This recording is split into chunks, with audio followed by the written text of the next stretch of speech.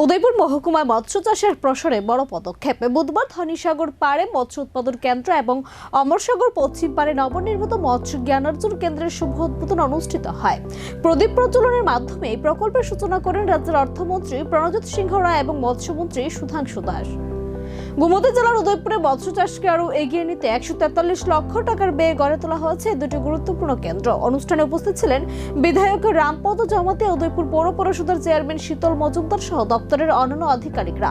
বক্তারা জানান, গোমতী জেলায় বর্তমানে 36,587 কানি জলাশয় আছে, 3,292 জন মৎস্যজীবী এবং প্রায় 29,417 জন মৎস্য চাষী মাছ চাষের সঙ্গে যুক্ত রয়েছেন। প্রধানমন্ত্রী মৎস্য সম্পদ যোজনার আওতায় গোমতী জেলায় একাধিক নতুন জলাশয় তৈরি হয়েছে।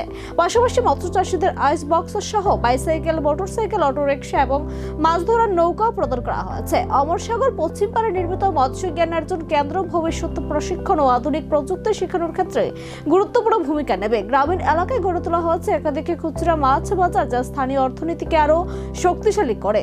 বক্তারা জানান, এই প্রকল্পের ফলে উদয়পুরের মৎস্য চাষীরা যেমন সরাসরি উপকৃত হবেন, তেমনি সাধারণ মানুষও উন্নত মানের মাছ সহজে পাবেন। গোমতী জেলাকে মৎস্য উৎপাদনে স্বনির্ভর করার লক্ষ্যে সরকারের এই উদ্যোগ।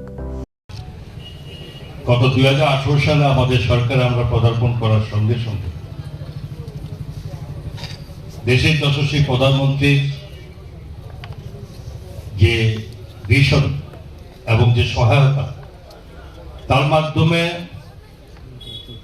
সারা ভারতবর্ষের সঙ্গে আমাদের রাজ্য অভূতপূর্ব আমরা উন্নতির পথে পা দিয়েছি।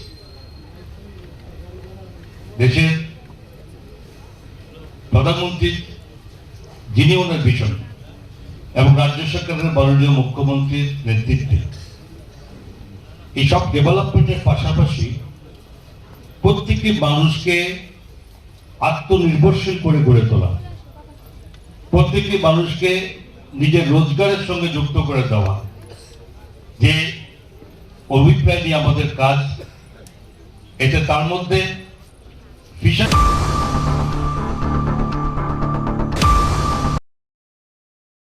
Hasteni joto lukurogno wilau khulumaya pharu sini titi edisino prai 4 bosorong wi lukurog Maharajani tuijul mongbai je jeng titi edisi salok tongmanno